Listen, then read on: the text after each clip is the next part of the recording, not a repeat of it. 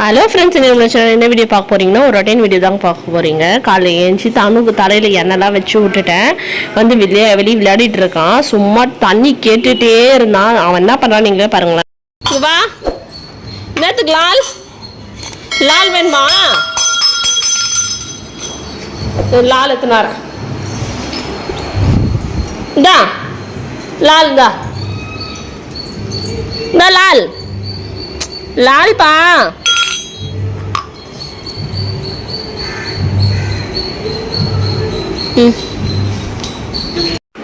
லால் கேட்கறது தான் பேர். சார் வந்து என்ன பண்ண போறாருன்னா இப்போ ஆற்ற போறாரு இந்த கிளாஸ்லேருந்து அந்த கிளாஸுக்கு. அதுக்கு தான் அவர் லால் லால் கேட்டுனே இருப்பார்.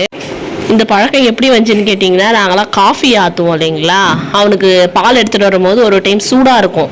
ஸோ வந்து நான் என்ன பண்ணுவேன், ஆற்றிட்டு இருப்பேன்.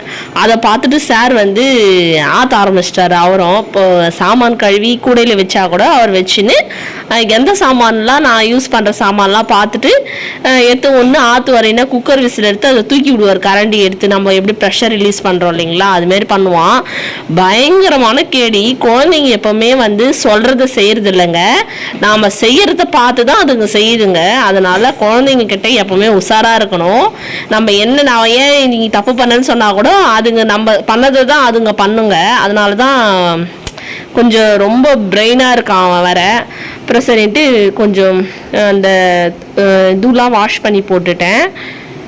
இது வந்து கபோர்டுக்கு போடுறதுக்கு வாஷ் பண்ணி போட்டிருக்கேன். அப்புறம் கோலம் போட்டாச்சு. காலையில் ஃப்ரைடே மட்டும்தாங்க கோலம் கொஞ்சம் கிராண்டாக போடுவேன். மற்றபடி மற்ற நாள்லாம் கொஞ்சம் சிம்பிளாக தான் போட்டு விட்டுறது. காலையில் வந்து டிஃபன் வந்து இட்லி, வெங்காய சட்னி, புளி சாதம் செஞ்சுட்டேங்க. அப்புறம் வந்து இந்த ஆரஞ்சு தோல்லாம் ஒரு நாள் ஆரஞ்சு ஜூஸ் போட்டேன். அந்த தோல்லாம் எடுத்து வச்சுருக்கேன். அது செம்பருத்தி இலைலாம் எடுத்து வச்சா நம்ம சீக்காவுக்கு போடும் போது நான் எப்போவுமே அரைச்சிப்பேன். அவங்க அப்பா தலையில் எண்ணெய் வைக்கிறாரு, காட்ட மாட்டுறாரு. நான் ஒரு டைம் வச்சா அவரு ஒரு டைம் வைப்பாருங்க. எப்போவுமே இதான் நடக்கும் எங்கள் வீட்டில். நான் வச்சிருவேன், அவரும் வைப்பார். நான் சொன்னால் கூட கேட்க மாட்டார். கேட்டால் அவன் தலை காஞ்சி இருக்குன்னுவார். அதனால் நான் ஒரு சில டைம் வைக்கிறதே கிடையாது. எக்கனா நீ வச்சுக்கோன்னு விட்டுருவேன் நான். அவங்க அப்பா வந்து வெளியே போகிறாராம், ரவுண்டு அடித்தே அவனை வந்துட்டு அடம் முடிச்சு ஒரு ரவுண்டு அடிச்சிட்டான் அவன். அப்புறம் வந்து கொஞ்சம் இந்த அந்த ப்ரஷ்ஷு இதெல்லாம் இல்லைங்க, சாமான் தேய்க்கிற நார், அப்புறம் வந்து உடம்பு தேய்க்கிற இதுவெலாம் இல்லை. ஸோ அதெல்லாம் வாங்கிட்டு வர சொன்னேன். அப்புறம் ஊசி நூல் வாங்கிட்டு வர சொன்னேன். வீட்டில் ஒரு ஊசி நூல் கூட இல்லை. டக்கு நம்மளுக்கு எதனா ஒன்று தைக்கணும்னா கூட என்னடா அது அப்படின்னு எடுத்து நிறைய ட்ரெஸ்ஸு நான் ஓரம் கட்டி வச்சுருக்கேன். தையல் விட்டு போச்சுன்னு. மிஷினில் எனக்கு ரஃப் அடிக்க தெரியும் தான், இருந்தாலும் மிஷின் இல்லாதனால இப்போ நம்மளுக்கு பிளைன் ஊசி நூல் தேவைப்படுது. ஸோ அதை வாங்கிட்டு வர சொன்னேன். நிறைய ட்ரெஸ்ஸு எதுக்கு எடுத்து வச்சதுனால யூஸ் ஆகும்ட்டு வாங்கிட்டு வர சொன்னேன். ஒரு நூல் தான் வாங்கிட்டு வர சொன்னேன். சாரே 2 நூல் ஒரு ஊசி கரெக்டாக வாங்கிட்டு வந்துட்டுருக்கிறாரு, ஒயிட் அண்ட் பிளாக்கு. அதேமாரி ஒரே ஒரு ஸ்டீல் அதாங்க வாங்கிட்டு வர சொன்னேன். 3 வாங்கிட்டு வந்துக்கிறாரு. கேட்டால் 3 சேர்த்து 35 ரூபாவான். இது என்கிட்டே சொல்கிறார். ஒன்றா வாங்கினா 5 ரூபாவான். நம்மளுக்கு ப்ராஃபிட்ன்றாரு. சரி எக்கனா போங்க, எதனா ஒன்று வாங்கி எதனா பண்ணுங்கன்ட்டு அவர் எப்பவுமே கொஞ்சமாக, நான் வந்து நிறைய பொருள் வாங்க சொன்னால் கூட திட்டமாக வாங்கிப்பேன். என் டைப் அப்படி.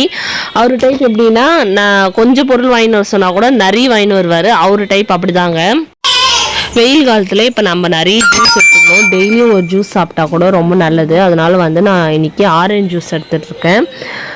இதில் நிறைய விட்டமின் சி இருக்குங்க. நிறைய ஸ்கின் ப்ராப்ளத்துக்குலாம் கூட நல்லது. கோல்டு சில பேர் சொல்லுவாங்க, நம்மளுக்கு ஜுரம் அடிக்குது, ஃபீவர் அடிக்குது, ஜூஸ் குடிக்கலாமான்னு கேட்பாங்க. அந்த டைமில் கூட நீங்கள் சாத்துக்குடி ஜூஸ்லாம் குடிக்கலாம். இந்த ஆரஞ்சு ஜூஸ் வந்து கொஞ்சமாக தாங்க குடிக்கணும், ஏன்னா இது கொஞ்சம் சளி பிடிக்கும். ஆனால் சாத்துக்குடி வந்து ஸ்வீட் லைம் வந்து எப்போ வேணால் சாப்பிட்லாம். எந்த உடம்பு நம்ம சரியில்லைனா கூட அது சாப்பிட்லாம், ரொம்பவே நல்லது.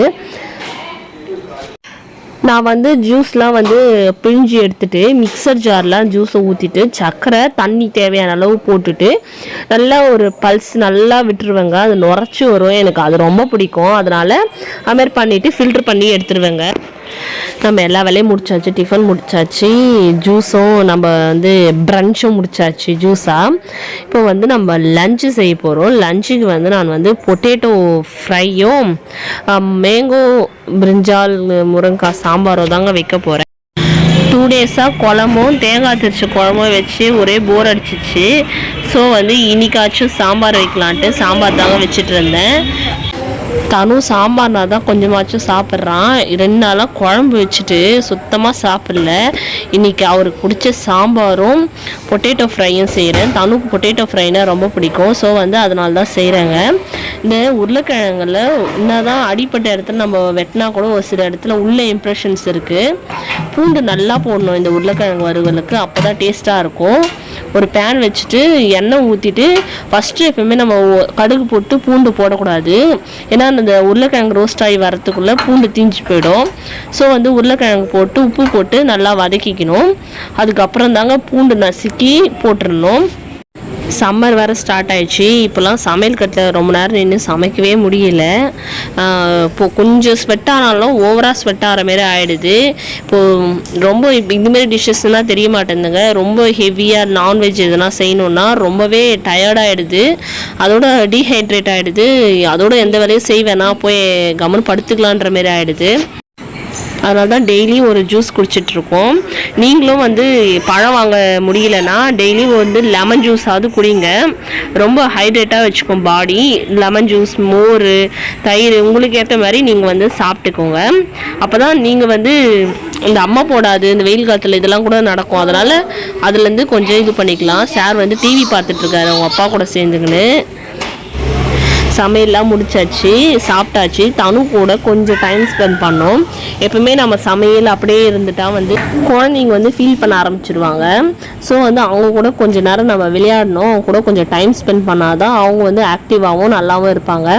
ஸோ கொஞ்சம் நேரம் அவங்க கூட டைம் ஸ்பெண்ட் பண்ணிட்டு ஈவினிங் போல் ஒரு வாக் அவனை கூப்பிட்டு போகணும் டெய்லியும். அப்போ தான் அவங்களும் இந்த உள்ளே இருந்தால் அவங்களுக்குள்ளே எதனா ஒன்று தோண்டிகிட்டே இருக்கும். ஒரு மாதிரி இருப்பாங்க குழந்தைங்க. கொஞ்சம் வெளியே விளையாடினா தான் நல்லாவும் பசி எடுக்கும், நல்லா இருப்பாங்க. ஸோ டெய்லியும் சார் ஒன்று என் கூட வருவார், இல்லை அவங்க அப்பா இருந்தாருன்னா வீட்டில் அவங்க அப்பாவோட வாக் போவார்.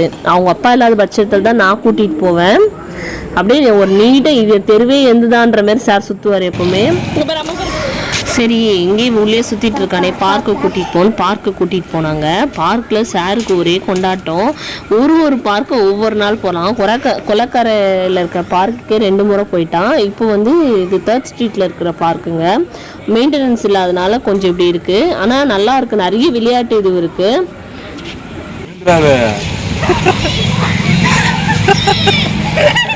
சிரிப்பு பாரு.